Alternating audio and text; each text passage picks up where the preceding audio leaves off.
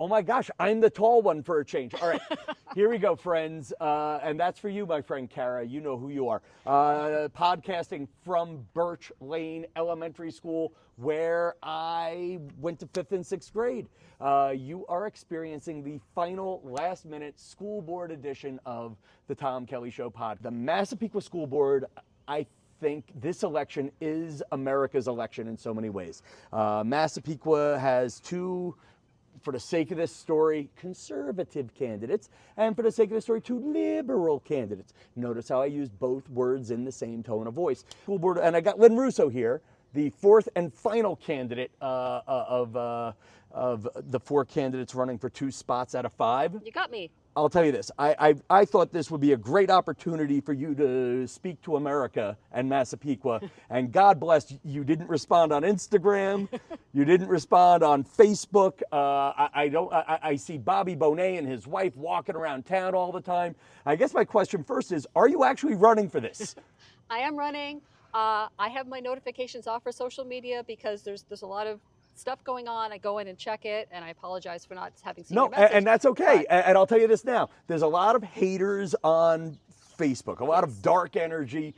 I would not be doing this interview if it weren't for like 20 people in the Massapequa Matters group, the Massapequa Dads group, there are people talking like you're the devil. Are you? I'm not the devil. Okay. I'm a mom. Who are you? Why are you running for school board? My name is Lynn Russo. I am a 17-year resident of Massapequa.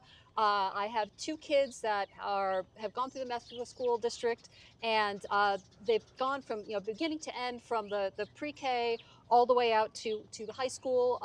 My older daughter just graduated. She's at Stony Brook. My younger one is a senior. And I love these schools. So you did 12 years of Massapequa education for how many kids? For 2 children. For 2 children. Kids. Okay. I've asked each of your, technically you're all running against each other, even if you're more aligned with one candidate over the other. I guess I asked all 3 of your competitors. My mom was a school superintendent, principal, teacher, blah, blah, blah, whatever she did. She has always said anybody running for school board has to be crazy. Are you crazy, and why are you running? I'm not crazy. I'm running because I have watched, for years as this really great school system with incredible teachers and great staff and great administrators in this beautiful town that I love and that I've called my home for 17 years. I have watched, everything play out fine. I was actually part of the 6th grade move to Berner. Oh, so you're the one who ruined my 6th grade memories at Birch Lane. You moved 6th grade from you went from, I guess it was K-5 here, and now there's like a 6th and 7th grade center and a 9th grade center. No, yes, there's 6th, 7th, 7th, and 8th okay. at Berner. Yes. So I was part of that. I watched a lot of parents get very upset about that. I felt like the school district was trying to do the right thing, so I kind of let it play out, even though my daughter was affected, and she did fine. So you've been around the politics. I've been around the politics. I've always felt like the school district, the school board, everything, I always felt like they were keeping the kids focused, kids focused first, like always about the kids. And then just in the past few years, all these lawsuits they're too much. Okay. So bringing it back to anybody just joining in, big thing in Massapequa, we're suing for, I guess, working backwards about saving our beloved mascot, the Massapequa Chief, which I have very nuanced opinions on, in which I am pro-saving, and I'm throwing that out just so you get my tone. Then there's okay, I want to hear that in a second. Next one is, and I almost want to say as little as possible on it, but it's very important, about people who may not identify with the gender of their birth. How about that for getting it right? Using common spaces in locker rooms and bathrooms. Yes. That's a big lawsuit. And then I forgot about, we were popular with face mask lawsuits during COVID. Yes. Or at the tail end of COVID, whatever the proper way to say that. What do you think about the lawsuits? So I'm a lawyer. And a scientist, I heard. I'm a lawyer. I'm also a PhD scientist. What kind of scientist are you? Because let me just add one little joke about Lynn. I asked, who is she? She's been such a mystery woman. She's not taking my messages. And then a friend of mine goes, she's a lawyer and a scientist. Okay, so what kind of scientist are you? I have a PhD in molecular biology. Okay, that's big. I did my graduate studies on genes affecting brain development. Okay. So I identified genes that contribute to accelerated aging, and we sort of explored that Okay. in. So you have a PhD. You did law school, and are you a practicing lawyer who passed the bar? I am a practicing lawyer who passed the bar. I passed the bar when I had a less than 1-year-old child, and I was pregnant with my second one. I was 8 months pregnant with my second child. I took the bar. I passed it. Take that, Kim Kardashian. So real question then, out of the 5 So I people, can do anything. out of everybody currently on the board and all 3 of your competitors, including Bobby Bonett, sounds like you're the most educated. Yes. Okay. Without a doubt, yes. And you have money coming in. I have money coming in. You have a job. Yes. Why? So tell me more about the legal matters that Massapequa was facing as a lawyer scientist and our chances of winning these lawsuits. We don't have a chance of winning these lawsuits. And that's why I'm running, is because as a lawyer, I don't just see the headlines in the news. I actually read the briefs and I read the judges' decisions. So I've been following along, reading these briefs that were filed by the Massapequa School Board's lawyers that my tax dollars are going towards. And they're just garbage. They're not well written. They're nonsense. And then so I read these briefs and I'm like, oh my gosh, this is awful. So you think the lawyer representing Massapequa was not a great lawyer in the chief lawsuit? I think the lawyers are, I don't even know. All I can say is well, you're reading the briefs. You kind of the said briefs. it a second ago. The briefs are not well written. They're poorly done. Their arguments don't make sense. And then I see the judges' decisions, and the judges just kick them out on an early level because they don't even have what's called standing to sue. They don't have a basis to file a suit. If a school board wants to push back on a state policy, there are mechanisms to do that, and a lawsuit is not what they should be doing. And so, okay, let's start with the chief out of all these lawsuits because that's sort of fun. Yes. Or I feel like the least people cry over this one. I like saving the chief. I want to save the chief. I know a lot of people who don't have kids in school who want to save the chief, and they're probably voting on who's most likely to save the chief. If you're into saving the chief, you're a lawyer. Are you going to take on the case yourself? I am the best person of the four. I'm the best one actually to move this forward. And here's why. Because I'm a lawyer.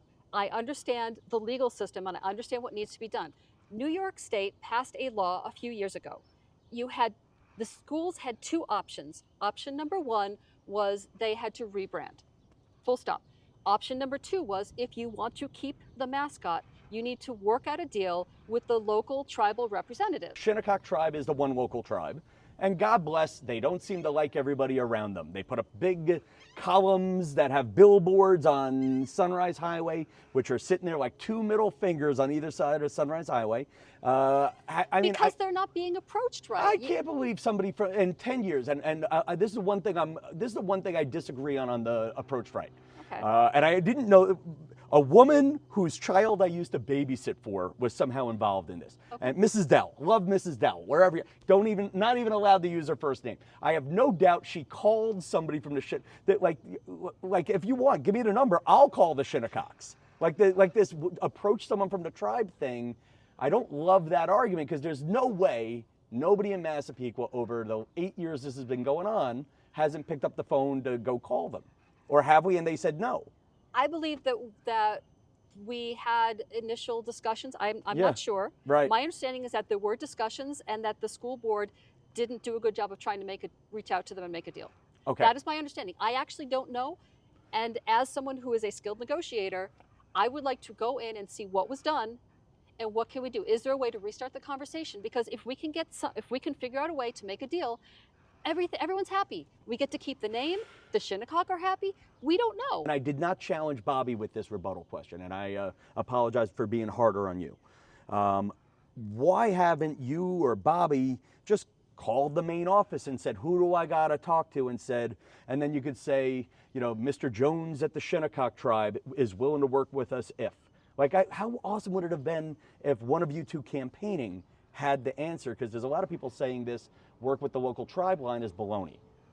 Am I saying that right? So actually, I think we're getting off topic a little bit Okay, yeah, steer me. because what is the bottom line is, and actually this is the most important thing, so I apologize. Yeah.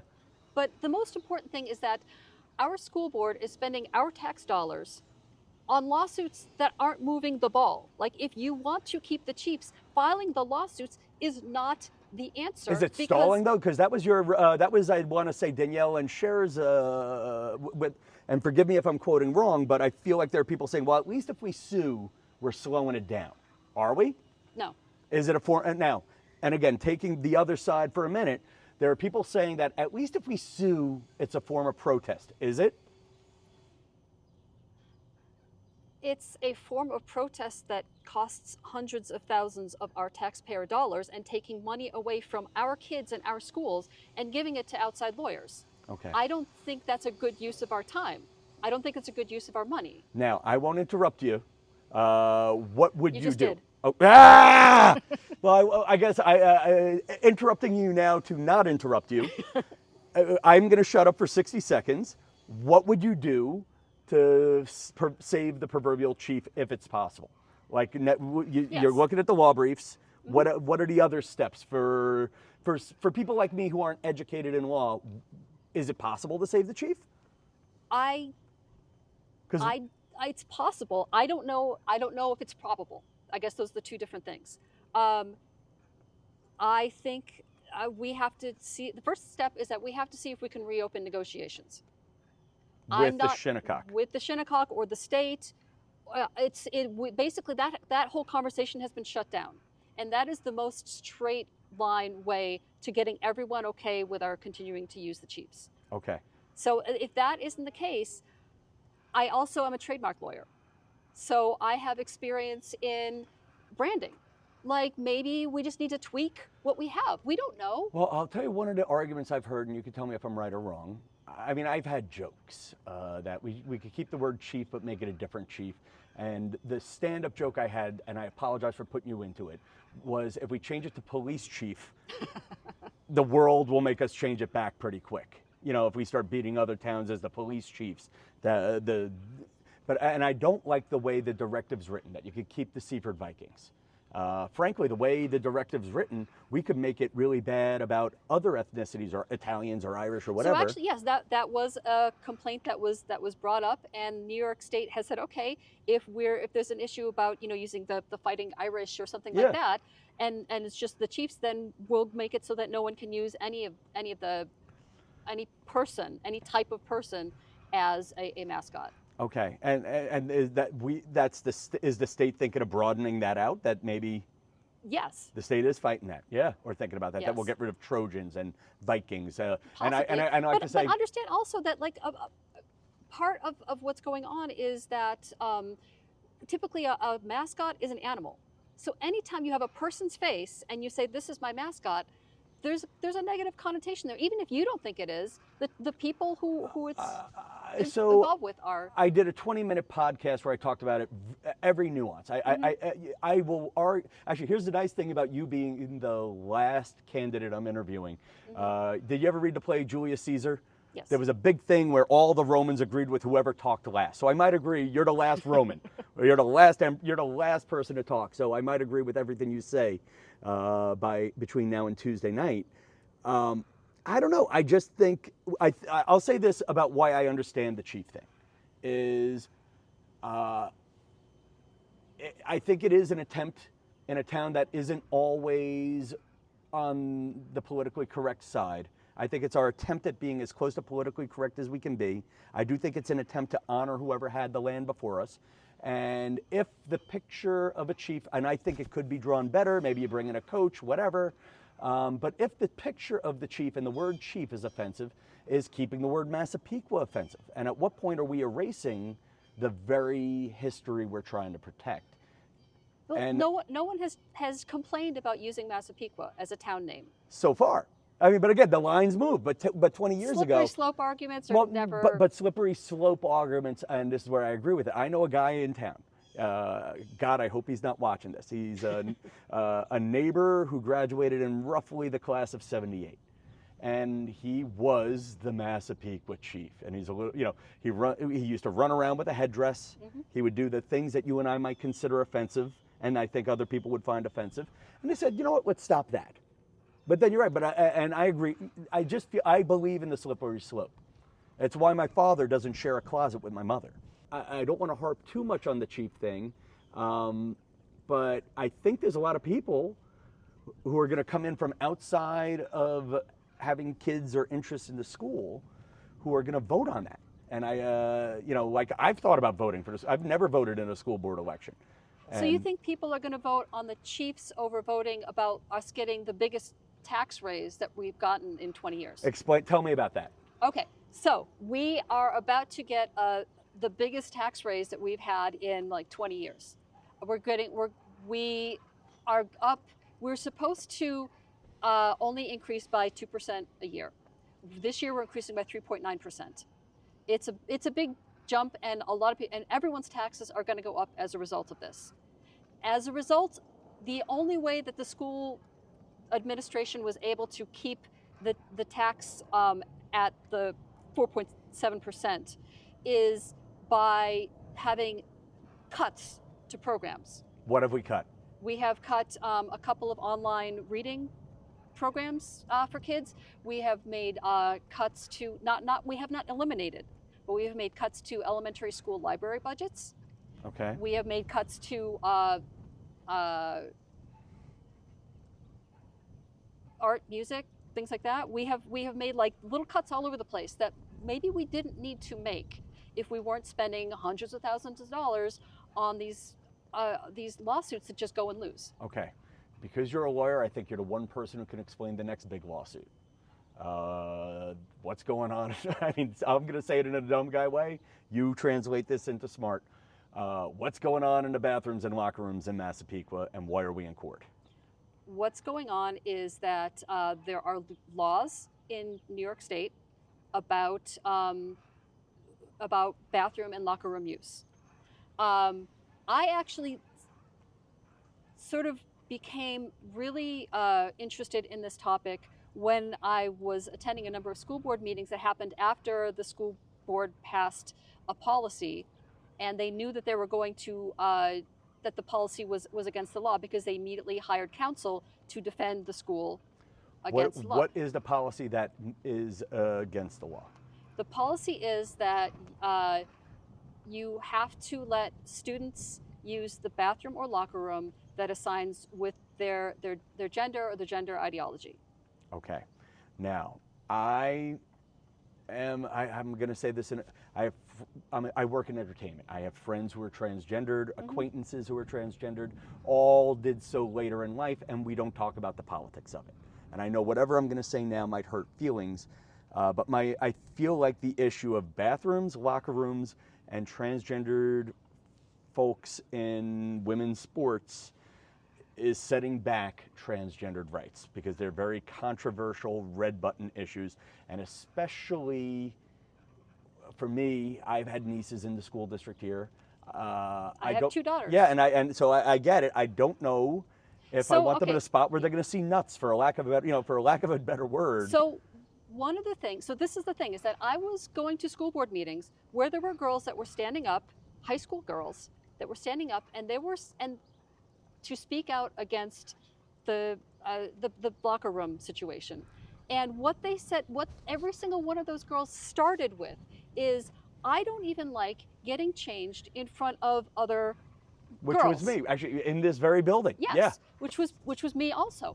And so my immediate response was, because I was the same way, why are we still making girls get undressed in front of each other when they can go to, Justice or any store and there's a little changing room? Everyone has their own little changing stall with curtains, whatever. Why don't we just put that in? Why don't we take the money that we're spending, we're wasting on these lawsuits, and just build in some I'll give you a privacy few stalls easy for ones. everyone. Vandalism, smoking, drugs. Like when I was a kid, God bless, in private school, Mr. Hinch, wherever you are, I miss you, sir. But at one point there was a threat.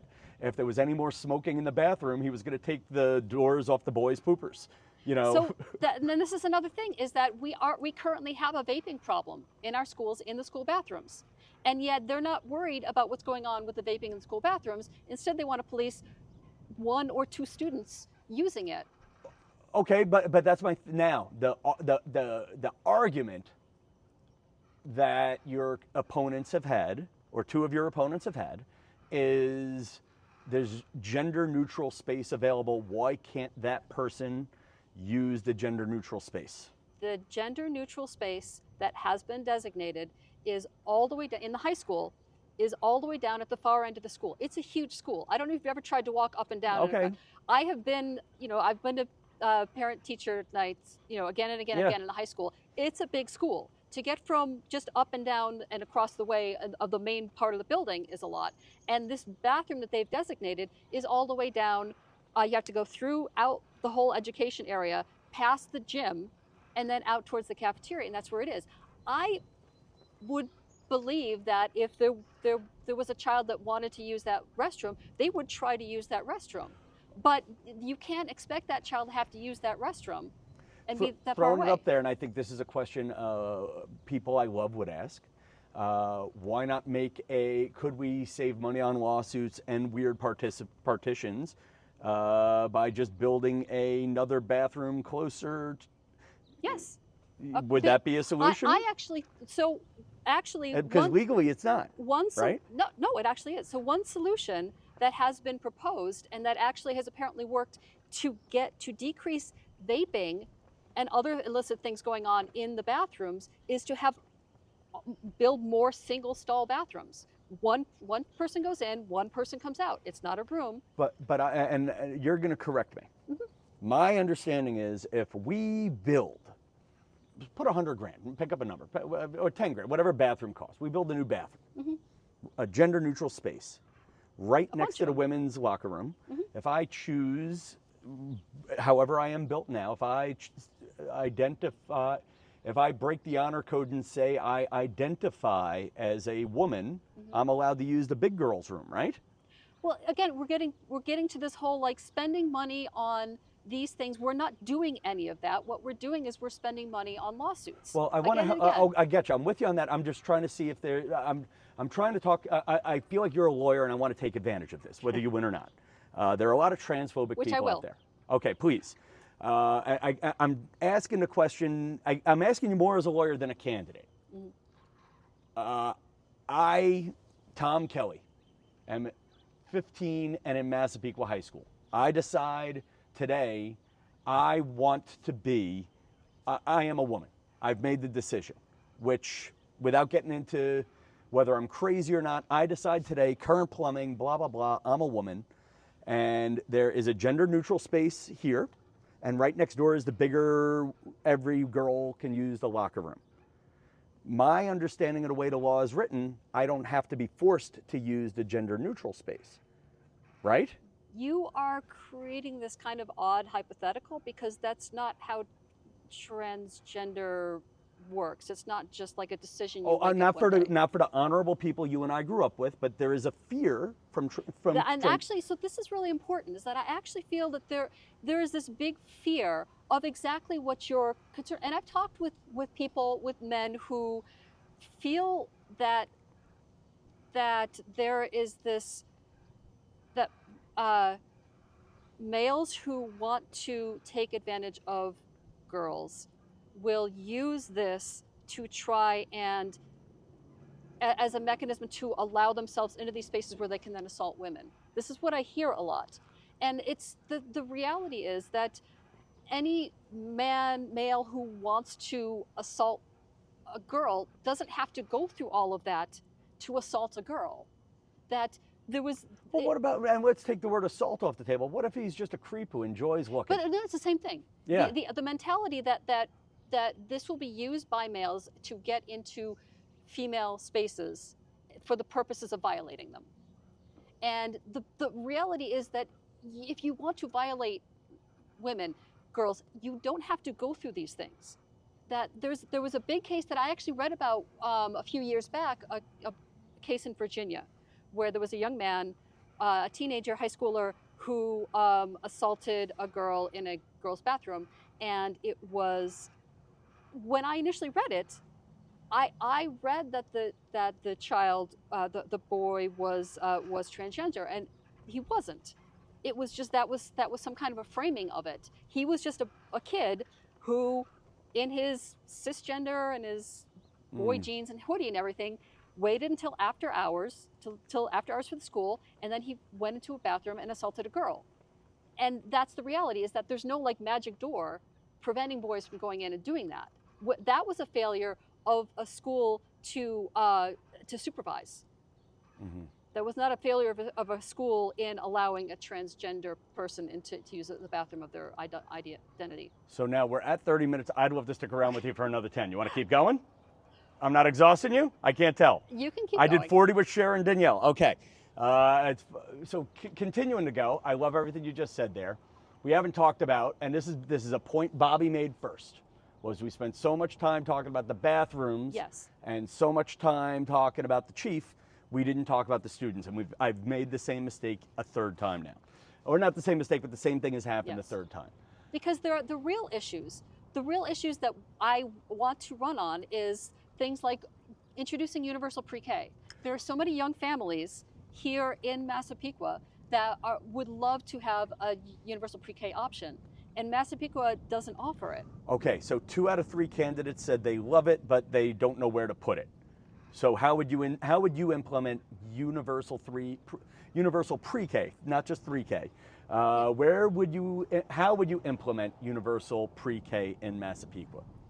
Well, to the extent that some elementary schools now have the space because they don't have 6th graders anymore, there are possibilities for introducing the pre-K in those programs into those schools. Yeah, like this used to be a K6 building. Yes, now it's K5. You think there's a few extra rooms? Maybe. We have fewer students overall, and we have our elementary schools that theoretically have literally have one less grade they're dealing with. Okay. I know that some of those spaces have been used and repurposed for other things. Do we have a room where we could do that? There's the other thing is that there are existing pre-K programs here in Massapequa that are paid for that the school can contract with. Who are they? I only know of Tutor Time where my grandnephew goes. Do you know off the top of your head? I know we can't do Grace Church because that's faith-based. Can't do St. Rose because that's faith-based. Can't do Massapequa Reform because that's faith-based. Off the top of your head, is there anyone you would contract with, like besides Tutor Time that I can name? I don't know all the pre-K Yeah. options Okay. anymore. No. It's okay. My kids went to the Town of Oyster Bay preschool that's in Post Park, that opened up a few years back. Okay. That was that is run by the town. It's a small program. I don't know if there's a way to expand on that, or if we just want to keep that the way it is. It was a wonderful program. Okay. But it was money. But you think it's possible? And now, if we implement it, will it impact our taxes? If we implement it, there's a couple of things that happen. I know there's some pros and cons to Yes. it. The state has some sort of a per student deduction. Yes. The state has money that they can offer. It's around $5,500, but it could be up to $10,000 per student. My understanding is that it's $5,400, but that there are mechanisms to possibly get more per student. We can use that. The other advantage is that, again, Massapequa school age children are declining. We are having fewer and fewer kids. Massapequa is a very expensive place to buy a house. It's a very expensive place to I was live. looking today. Yeah. If we offer a universal pre-K, that's a way for young families to maybe be able to Make money back on the other make end. Massapequa a little bit more affordable for them to move in. Okay. And keep getting new kids in here. I want them to move out so that way I can afford. But actually, I'll save the jokes for another time. Back to us. You just had a great sentence that I mowed over. What are the big issues facing Massapequa? We hit 2. We hit 3. What else? I think bullying. Actually, one that I didn't talk to the other candidates about, and only because it's popular in the Facebook groups right now, is bullying a problem in Massapequa? That's actually what I was going to say. Okay. Is that we have a bullying issue in the school that the school board not only does not seem to be addressing, but actually seems to be at this point promoting. are you aware of the flyer that was sent out? The flyer that was sent out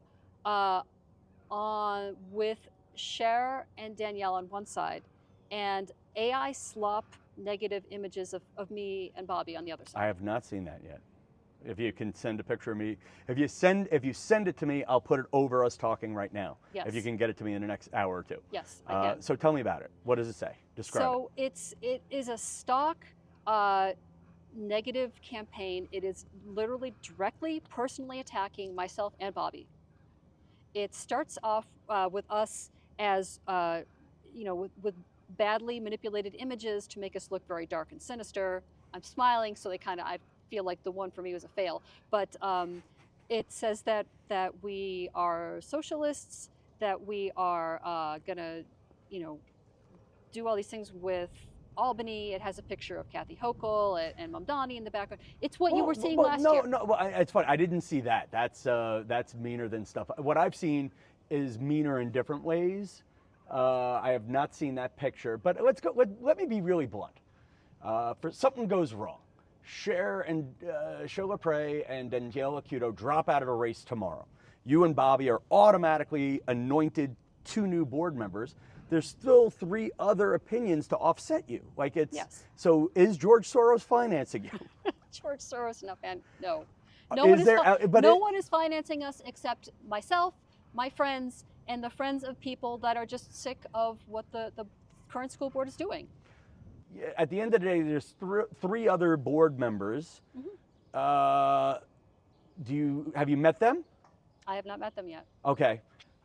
So this is the question. Is it going to turn into Congress where it's one group of people who never talk to the other group of people? Or is there a chance of people interacting and growing, and maybe pulling each other to the proverbial middle? Yeah. So that's actually what I see as my job. I am not here.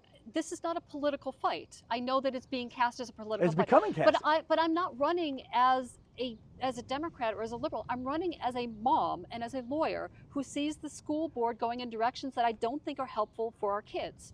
And at the end of the day, if the voters put me in, it's to be a check on what they're doing. And it's if the remaining 3 members want to file another lawsuit, it's me reading the brief and saying, but you don't understand, what they're filing isn't any good. Can we do this another way? Let's. In a moment where you might be in a minority in the Mm-hmm. school board, do they even have to listen to you? If there's do they? I have not been to a board meeting. They have to listen. Yeah. I don't know that I will get overruled. Okay. But then there's another election next year. I'm sad by the tone of this one. Maybe not even from the 4 candidates, but I'm sad at how the neighborhood has treated this.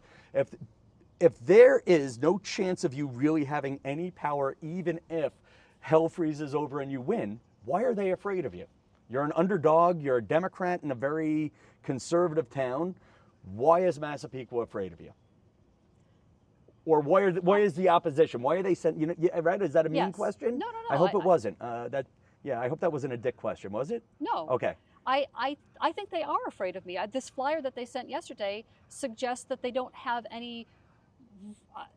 They know that just going against the things I've been saying I will do if I'm elected to the school board is not enough, and then they needed to level a personal attack. And this whole scare tactic of look at these horrible people and they're going to do all these horrible things and bring communism to Massapequa. And to me, it's